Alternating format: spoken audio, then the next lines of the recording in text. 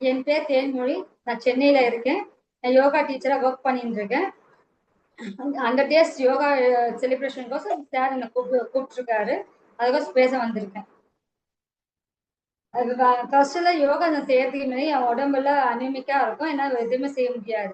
இப்ப யோகா மூலமா என் உடம்பு ஆரோக்கியமாகவும் நன்றாக இருக்கிறது. இப்ப யோகா என்றால் என்ன என்றால், உடலையும் மனதையும் மூச்சையும் இணைந்து செய்யறது யோகா. இது யோகாவை நம்மளுக்கு தந்தவர் பதாஞ்சலி முனிவர் ஆவார்.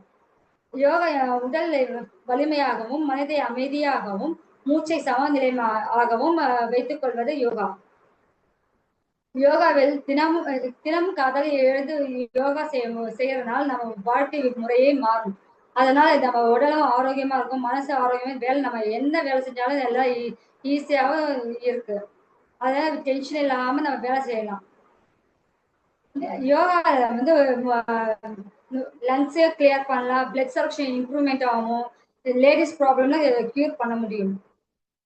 அதுல வந்து யோகால வந்து இந்த 3 டைப் இருக்கு. நம்ம உடலை கிளீன் சக்தியா சொல்லுவாங்க, மூச்சை வந்து பிராணாயாமம் சொல்லுவாங்க. முத்ராஸ் வந்து கையால் செய்யப்படும் முத்ராஸ். கையால் வந்து நம்ம பஞ்சபூதங்களை வந்து இயக்கப்படலாம். ஒண்ணு ஜாஸ்தியா நம்ம இருந்தா அதை குறைக்கவும் செய்யலாம், சமநிலையும் பண்ணலாம், அதெல்லாம் வந்து ஏற்றவும் செய்யலாம், இன்க்ரீஸும் பண்ணலாம் மூச்சை. அப்போ சர்க்கரைன்றது நம்ம உடம்ப வந்து கிளீன் பண்ண, அதுல 6 வகை இருக்கு சர்க்கரைன்றது. வந்து ஸ்டொமக்கை கிளீன் பண்ணலாம், ஸ்டொமக் கிளீன் பண்ண பிரீதிங் கிளீன் பண்ண முடியும். அதுக்கப்புறமா மூளை உள்ள கெட்ட கழிவுகளை நீக்கிறது பஸ்டிகா சொல்லுவாங்க. நெக்ஸ்ட் பந்தாஸ்லயே இருக்கு. பந்தாஸ் வந்து நம்ம உடம்ப வந்து கட்டுப்பாட வச்சுக்கிறது. அதுல 3 வகைப்படும். அது வந்து ஜலந்திர பந்தா, உதயநிதி பந்தா, அந்த மூல பந்தா சொல்லுவாங்க. ஜலந்திர த்ரோட் வந்து நம்ம லாக் பண்றது. உடனே பந்தா வந்து அப்டார்மல வந்து லாக் பண்றது. மூல பந்தா வந்து ரூட் லாக் பண்றது, ரூட் காஸ்ட். அது டெய்லி நம்ம வந்து யோகா செய்யறதுனால நம்ம உடம்பும் ஆரோக்கியம் செய்ய முடியும். அதனால நீங்க எல்லாரும் யோகா செய்யறதுனால வந்து உங்க உடம்பு நல்லா இருக்கும், மனசு நல்லா இருக்கும். டெய்லி பண்ண ஆரம்பிச்சா நன்றது என்று என்னோட கருத்து.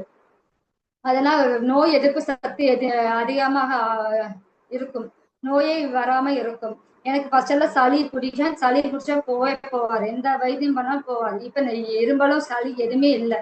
நோய் இல்லாம வாழறது யோகா வந்து நல்லது. இப்ப என் வீட்டுல யாருக்குமே எந்த மெடிசனும் நான் யூஸே பண்ண மாட்டேன், ஏன்னா எல்லாரும் வந்து ஆரோக்கியமா இருக்காங்க. ஸோ அதுக்கு வந்து யோகா இஸ் பெஸ்ட்ன்னு நான் சொல்றேன். எல்லாரும் யோகா கத்துக்கலாம்.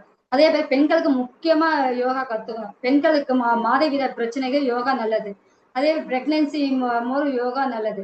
பிரெக்னன்சி போது பட்டர்ஃப்ளை ஸ்டான்ஸ் சொல்லுவாங்க, படகோசனம். அது பண்ணும் போது இப்ப இருக்க இப்ப வந்து ஃபிளெக்சிபிலிட்டி ஆகி நார்மல் டெலிவரி செய்ய உதவும். பெண்களுக்கு மாதவிடாமல் வயது வலி நிறைய பிரச்சனை இருக்கு, ஓபிசி ப்ராப்ளம். அதுக்கு வந்து யோகா மூலமா சரி பண்ண நிறைய வழிகள் இருக்கு. அதுக்கோசம் யோகாவை நீங்க எல்லாரும் கத்துக்கணும் என்னோட ஆசை.